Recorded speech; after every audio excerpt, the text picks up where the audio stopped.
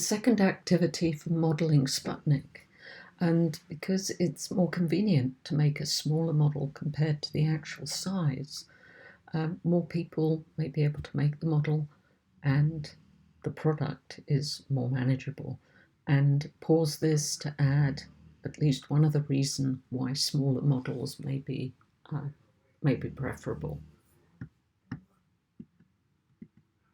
So what you're going to use is a Hershey Kiss, and it says regular because the silver wrapper is more Sputnik-like, and 4 clean new toothpicks handled with washed hands and kept on a plate or a paper towel.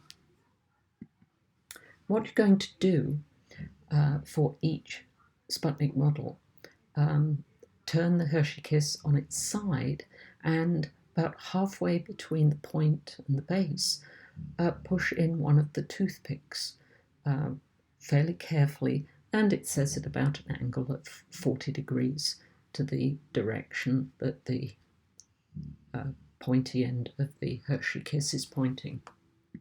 Then add a second one, sort of on that same side as the first one, and a similar angle.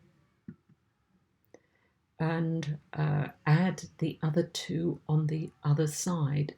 The real Sputnik, 2 of the antennae are a little bit longer than the other 2, and in terms of scale of the Hershey Kiss to Sputnik's sphere and the antenna length, the scale isn't quite right here as well, and you perhaps can do an assessment of that.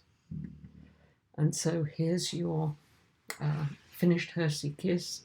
You can really only eat it if it hasn't been done in a lab, if none of the objects have been handled by unwashed hands, and the toothpicks are clean, because otherwise they've been pushed into the chocolate.